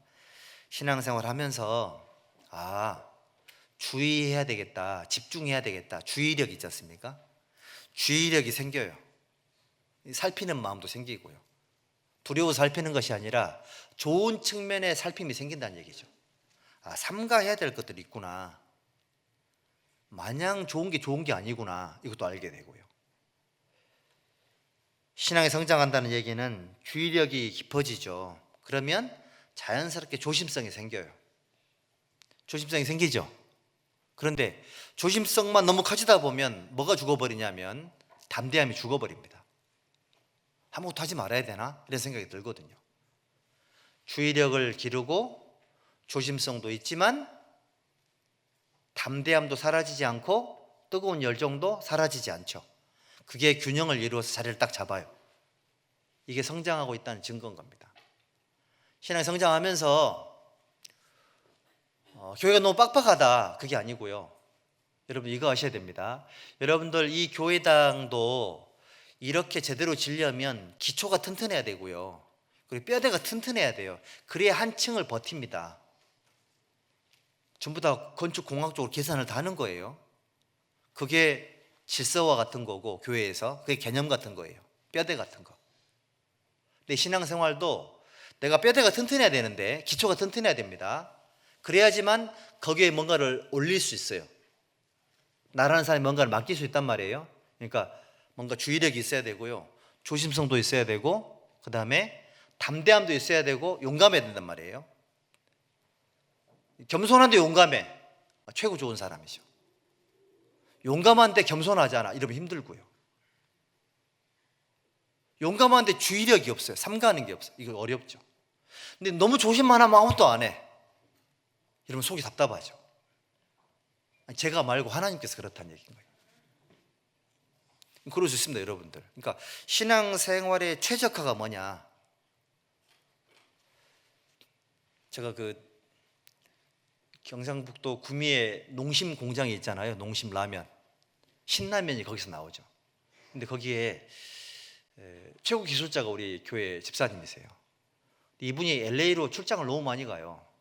왜 가냐고 물어봤더니 LA 공장에 이 수율이 너무 떨어져가지고 잡아야 된답니다. 그거 밀가루 그거 몇 푼이 된다고 잡으러 가냐? 아니랍니다. 1년에 뭐 수십억 된답니다. 수십억 되는데, 이게 요 궤도 안에서 물건이 나와야 되는데 위로 밑으로 너무 많으면 이건 버리는 거래요. 이 버리는 건데 요걸 잡아야 된다. 요거를 잡는 기술이 있는 거예요. 이게 그 안에 딱 갖다 놓으면은 그게 연간 수십억 세이브가 되는 거예요.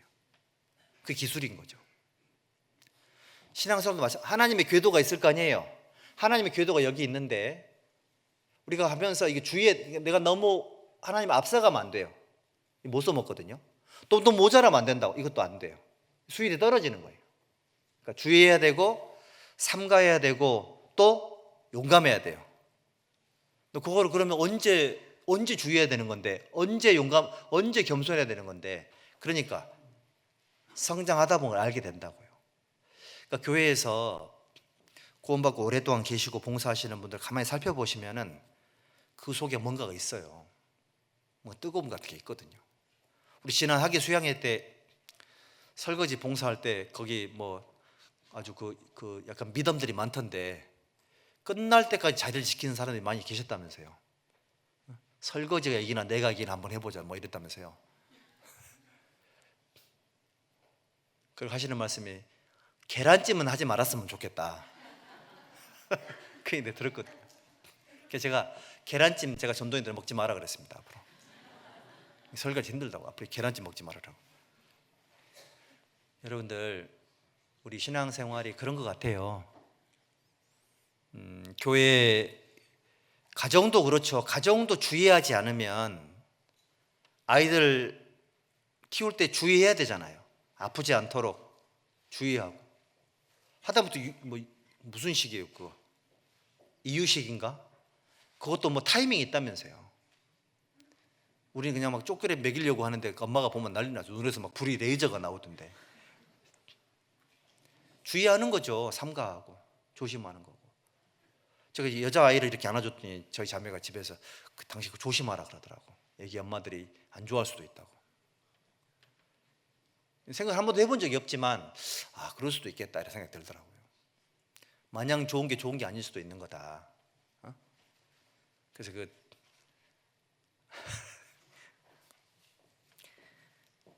시편 119편 6절에도 내가 주의 모든 계명에 주의할 때는 부끄럽지 아니하리이다. 그래서 주의하고 조심하고 하지만 담대하고 용감하고 이런 어떤 신앙의 최적화를 이루어서 계속 그 지경을 넓혀가야 된다 말씀드리고 싶고요. 그리고 신앙이 성장하고 있다는 다섯 번째 징표가 뭐냐면은 본능적으로 나보다 우리를 먼저 생각을 해요. 여기 사무엘하 11장 한번 보시죠. 사무엘하 11장 11절.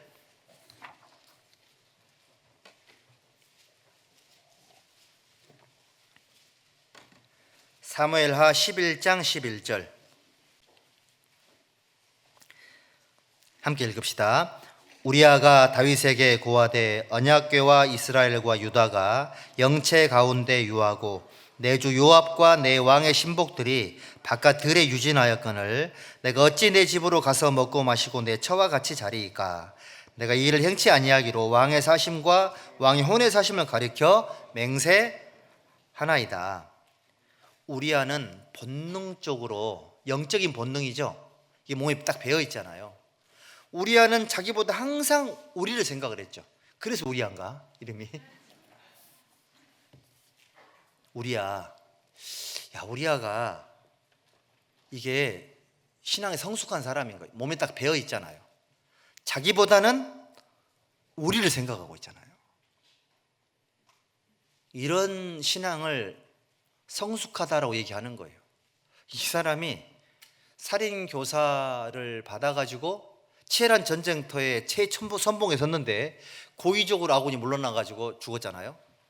왜 죽은지도 몰랐어요. 이 성실하고 이 훌륭한 우리아가 비극적인 죽음을 맞이했죠. 근데 우리아는 여기 본 것처럼 순서가 이렇습니다. 언약궤가 우선순위죠. 언약궤가 우리다. 언약궤 중심의 사고방식을 가지고 있고요. 그 다음에 이스라엘과 유다가 영체가 뭐예요? 본부잖아요. 전쟁하는 그 중심부, 본부입니다. 영체 가운데 유하고 내 주 요압과 내 왕의 신복들이 바깥들에 유진하였거늘. 요압을 내 주라고 그랬고 내 왕의 신복이라고 얘기했잖아요. 그러니까 다윗을 자기 왕이라고, 요압을 자기 주라고 표현을 하고 있잖아요. 이걸 보고 있으면 이 사람이 교회관이 정말 성경적이다, 훌륭하잖아요. 이런 사람들이 본능적으로 나보다 우리를 생각하니까 하나님을 생각하고 언약궤를 생각하고 하나님의 몸된 교회가 지금 전도하는 본부잖아요. 전쟁 본부니까. 그 다음에 교회 안에서 어떤 그런 일하는 일꾼들을 생각을 하고 이런 생각을 해가지고 나는 이 전쟁 상황에서 처와 같이 잘 수 없습니다. 내 집으로 갈 수 없습니다. 술을 막 엄청 먹였잖아요. 비몽사몽인 상태에서도 이 개념을 유지하고 있지 않습니까? 이게 쉬울까요? 그러니까 몸에 배어있지 않으면 이게 안 되죠. 신앙생활은 우리에게 배워야 돼. 본능적인 어떤 이런 삶이 훌륭한 구절을 만들어내지 않았겠냐라는 생각이 들어요. 우리 형제님들, 특히 우리 형제님들, 자매도 마찬가지고요. 항상 나보다 우리를 생각해야 됩니다. 바울 사도가 자기가 고난을 엄청나게 받았는데, 근데 내가 받은 고난은 고사하고 내 전도한 때 받는 거니까. 근데 내 속에 매일 누르는 것이 있다. 하나님의 모든 교회를 위해서 염려하는 거다. 어떻게 하면 교회가 잘 될까? 어떻게 하면 교회가 하나님께 쓰임 받을까? 어떻게 하면 교회에 근심이 없을까? 그걸 계속 고민하는 거예요. 그게 이 사람에게는 몸에 배어 있는 거잖아요. 내가 그리스도를 위해서 받는 괴로움을 즐거워하고 그의 몸된 교회를 위해서 그리스도의 남은 고난을 내 육체에 채우노라. 이런 구절 보면 막 속에서 막 뜨거운 게 올라와야 되는데 배고프다고 밥만 채우려고 하지 말고요. 예? 내 속에, 내 영 속에 여기 우리와처럼 바울 사도처럼 하나님 말씀을 위해서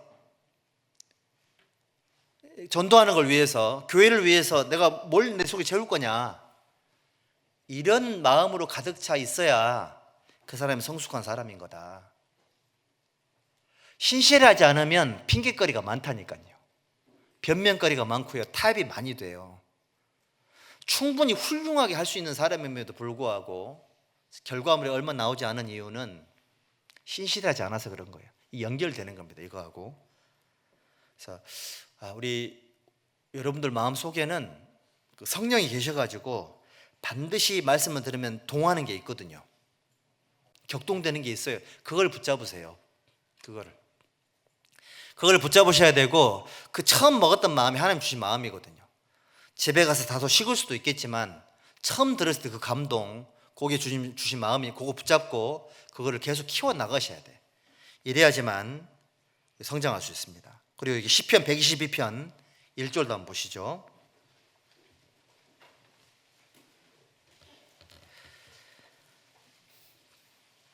시편 122편 1절에 함께 읽어보시죠. 사람이 내게 말하기를 여호와의 집에 올라가자 할 때에 내가 기뻐하였도다. 자, 신앙이 성장하고 있다라는 여섯 번째 징표가 뭐냐면은 하나님과 관계된 일을 하자고 하면은 마음이 설레요. 신앙이 내가 성장하지 않으면은 힘들어요. 또 해야 되냐. 그래서 구원받고 얼마 안 되고 나면 예수님 피 얘기하고 하나님 얘기하면 너무 그냥 마냥 좋기만 하거든요. 근데 조금 신앙이 더 성장하고 나면 이 즐거움을 나만 가질 수 없어서 교회가 전체가 더 즐거울 수 있는 길이 뭘까를 연구를 하게 되고요. 그러다 보면 하나님의 복음을 전하기 위해서 관계된 하나님의 일이 확장되고 많아지면 그게 되게 좋아요. 즐겁고 설레거든요. 저를 한번 보시죠. 우리 여기 옆에 땅 하나님 주셨잖아요. 땅을 주신 거예요. 사고 싶어도 잘 못 삽니다, 여러분들. 이 땅을 주셨는데 샀다는 소리 딱 듣는 순간 마음이 설레셨죠?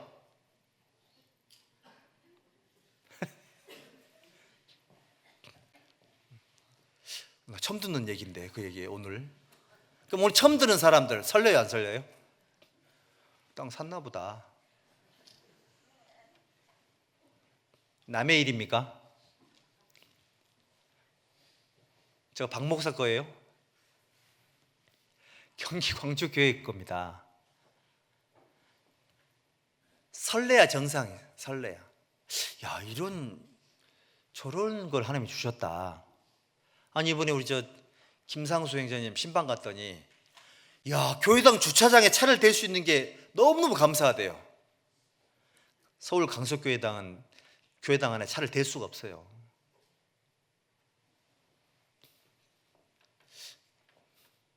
별로 감동이 안 되네. 여기 뒤에 제2주차장에 우리 교회학교 아이들을 위해서, 그다음에 갓 태어난 아이들을 위해서, 앞으로 태어날 아이들을 위해서 교육관을 하기로 결정을 했어요. 오, 그러면 안 되는데 이거 아니죠? 안 설레요? 설레야죠. 설레야 정상이에요. 생각을 한번 해보십시오. 우리 갓 태어난 아이들을 보호를 해야 되겠죠. 갓 태어난 아이들에게 젖 먹이는 방이 있어야 되겠고, 똥기저귀 갈아주는 공간이 있어야 되겠고, 유치부 가기 전까지 아이들이 갈 곳이 없잖아요. 그 아이들도 어떤 공간에 보호를 받아야 되겠고, 초등부 공과가 어떻게 나오는 줄 아세요? 초등부는 1학년, 2학년 공과가 다르고요. 3, 4학년 공과가 다르고 5, 6학년 공과가 달라요. 그러면 최소한 방이 3개는 있어야 되고요. 거기에 강당이 하나 있어야 되고 교사실이 있어야 돼요. 창고도 있어야 돼요. 우리 한 개도 없어요. 한동안 다 하고 있는 거예요. 애들이 그냥 몰아놓고 이렇게 지금 몰아놓고 있는 거예요. 몰아놓고. 중고등부도요. 지금은 우리 애들이 중등부, 고등부가 서로 있는 걸 좋아하는 것 같아. 정신 상태가 지금 좋은 거예요. 조금 자기들이 안 좋으면 나누고 싶어 해요. 중고등부도 크잖아요, 애들이. 얼마나 커요. 이 큰 애들이 공간이 지금 중고등부실이 어디예요? 중고등부실 없어요? 중강당 쓰고 있잖아요. 공용 공간입니까? 중고등부실이 없어요. 아셨어요, 그거? 아니, 사춘기 애들이 교회당을 왔어. 갈 곳이 없어요. 근데 줄구장차 와요. 일요일 교회를 집에를 안 가. 집에 뭐 먹을 게 없어서 그런 모양이에요. 안 가고 있어요. 그런데 뭐 하나 보면은 성경 읽고 있어요. 찬송하고 있고요. 온 동네 피아노를 다 치러 다녀요. 한 군데만 치면 저기 찬양 대실에 갔다가 중강당 갔다가 초등부 갔다가. 우리 애들이 그런 애들이에요. 그런데 우리 아이들에게 공간 만들어주면 얼마나 애들 잘하겠냐고요. 또 청년회실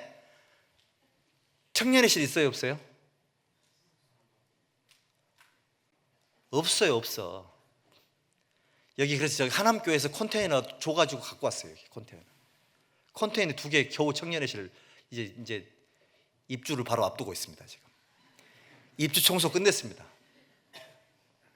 근데 거기 들어갈 게 많아요. 에어컨도 해줘야 되고 냉장고도 사줘야 되고 그 TV도 사줘야 되고 저는 영상 집회해야 되니까요. 돈 있으면 좀 투자 좀 해요. 숨겨놓은 거 있으면 텔레비 좀 사주고. 어떤 분도 에어컨 하나 선물도 하셨더라고. 그 디지털 키가 아니죠. 디지털 키도 하시기도 하시고. 아니, 투자를 해야 돼요, 아이들에게. 그리고 은장회실, 우리 은장회실 있어요, 없어요? 어르신들 오시면 가실 곳이 없으세요. 그래서 교회를 안 오시고 싶어 하신대요. 갈 곳이 없다고. 봉사회실 있어요? 봉사회실 없죠? 기사대기실이 있죠, 밑에.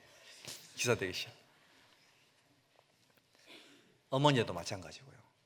저희가 잘 한번 생각을 한번 해보면 우리 형제자매들 너무너무 착해가지고 하나님 앞에 지족하는 마음으로 사세요. 근데 공간이 생기면 하나님의 일이 폭발적으로 늘어납니다. 성장을 해요. 아니, 주님이 오실 날 얼마 안 남았죠? 그러면 어떻게 해야 되겠습니까? 여기 하는 거는요, 헌금 개념이 아니에요. 투자 개념. 전 해외 선교도 투자 개념이고요. 공간도 투자 개념이거든요. 있는 데서 얼마 요 개념이 아닌 거예요. 여러분들은 그래서 성장한다는 얘기는 야, 주차 공간이 있으면 얼마나 좋겠냐. 요즘 하다 식당이나 좋은 카페도요, 주차 공간 없으면 안 가요. 그렇지 않습니까? 그러니까 하나님께서 경기 광주 교회에 대해서 계획이 계신 거예요. 계획이 계십니다. 주차 공간 주셨죠? 교육관도 하나님께 이제 주셨잖아요. 그럼 우리는 설레야 돼요. 이게 너무너무 좋다.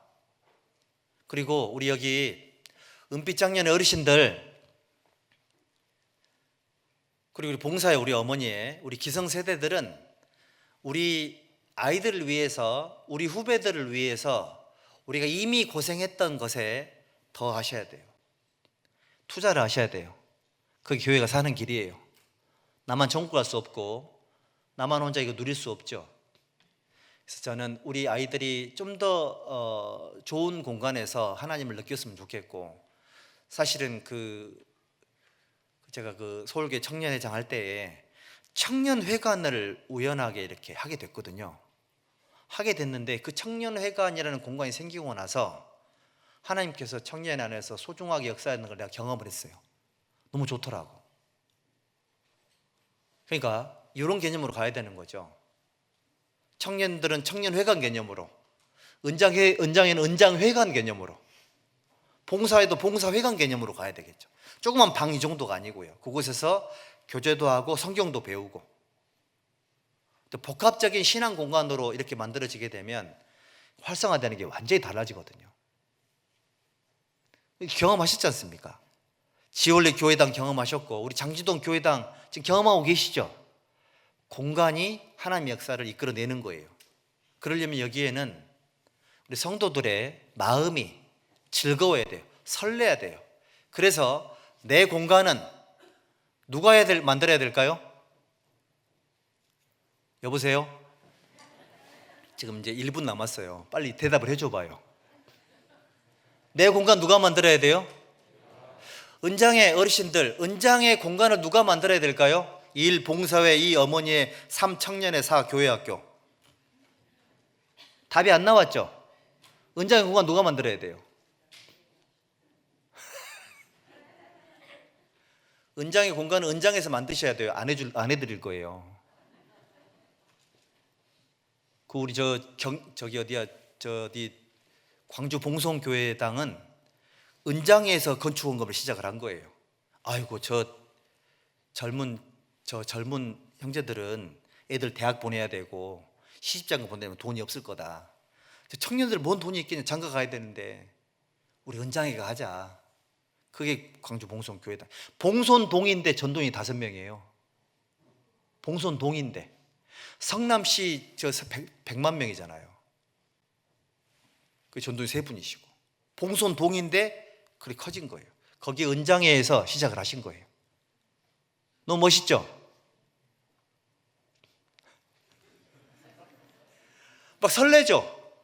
은장 어르신들 저 좀 보세요. 설레요 안 설레요? 설레요. 은장회가 일본어로 하셔야 돼요. 그러면 교회는 다 하게 돼 있어요. 그리고 여기 중학생들 손 들어봐요. 중학생들. 됐어요. 지금 뭔 말 할지도 모르고 손 들었습니다. 지금 설레죠?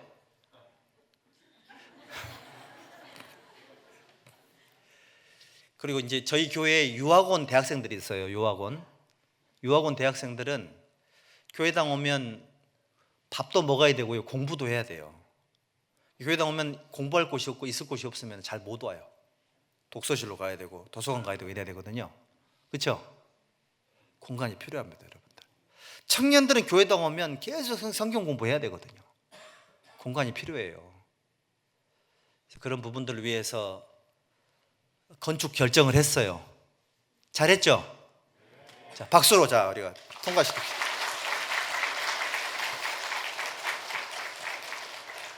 안 친 사람 없죠? 약간 좀 마음에 들지는 않습니다. 나는 뭐 엄청난 환호성이 터질 줄 알았는데. 여러분들 걱정은 집에 가서 하고요. 집에 가서 걱정하세요. 기도하시고. 박수 칠 때는 기본적인 쳐야죠. 우리가 아프리카 사람 춤추는 거 못 봤어요? 우리는 다 어렵고 다 가난합니다. 그런데 우리가 진짜 하나님께서도 못 말리는 사람들이에요. 저희들이 본인도 지금 하루하루 매달 겨우겨우 먹고 살면서 엄청난 역사라는 걸 두려워하지 않아요. 저희가 그런 사람들이에요. 무슨 말일까요? 성장했다는 증거인 겁니다. 이 정도 얘기해서 이제 반대할 사람 없겠죠. 그리고 투자입니다. 투자.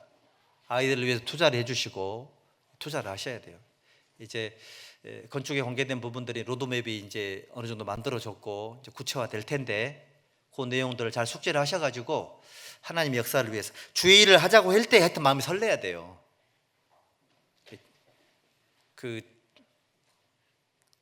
저는 지금 아주 기분이 좋습니다. 여기 도면 들여다보면은 행복해져요. 요즘 제가 거의 지난 한 2주 잠을 거의 못 잤거든요. 근데 안 피곤해요. 아침에 일어날 때는 좀 힘들긴 하더라고. 안 피곤하고 뭔가 이렇게 올라와요. 뭔가 속에서 뭐 올라오는 게 있습니다. 그 제가 이사야 40장에 여호와를 앙망하는 자는 새 힘을 얻으리니 그 구절이 요즘 다시 속에서 막 올라와요. 뭔가 올라오고요. 계속 들여다보고 기도를 하다 보면 뭔가 또 다른 연상이 돼요. 그 공간에 막 구원받는 모습이 보이고요. 아이들이 막 자라는 모습이 보여요. 투자를 하셔야 돼요. 그러니까 학생들은 공부를 열심히 하란 말이에요. 열심히 하고 노력을 해가지고 얼마 안 남았어요. 여러분들도 이제 커가지고 시집장가 가면 또 아기 태어나야 되고 또 투자를 또 해야 돼. 이런 좋은 사이클링이 우리 교회 안에 일어나고 있습니다. 그래서 구원받은 성도들은 하나님의 성장해야 되고 성숙해야 되는 거다. 이 정도 말씀을 드리고요. 또 나머지는 다음에 또 이어서 말씀드리도록 하겠습니다. 그래서 우리 기도해 주시고 내용들에 대한 부분들은 이제 또 구역 모임이나 자세히 설명을 드릴 테니까 그런 부분들을 참조하셔가지고 기도해 주시고 준비를 했으면 좋겠다는 생각이 듭니다. 그리고 이제 교회에서 필요한 부분들을 결정해서 이제 내려드릴 테니까 그런 부분들은 회별로 잘 받으셔가지고 함께 해주시면 좋겠습니다. 기도하겠습니다. 하나님 감사합니다. 우리를 구원해 주신 것을 감사드립니다. 그리고 우리 안에서 역사하셔서 우리를 성장할 수 있도록 또 성숙해질 수 있도록 인도해 주신 것 감사드립니다. 우리 경기 광주교회에 하나님의 계획이 계신 줄을 믿고 감사를 드립니다. 우리에게 엄청난 땅을 허락해 주셨고 우리에게 또 새로운 공간을 준비하라고 또 명령하셨으니 온 교회가 기쁘고 설레이는 마음으로 준비하고자 합니다. 우리의 마음들을 하나님 앞에 모아주시고 하나님 앞에 나눠지지 않도록 인도해 주시고 역사해 주시옵소서. 우리의 모든 남은 시간들 전능하신 하나님께 의지합니다. 우리를 구원해 주신 예수님의 이름으로 기도드렸습니다. 아멘.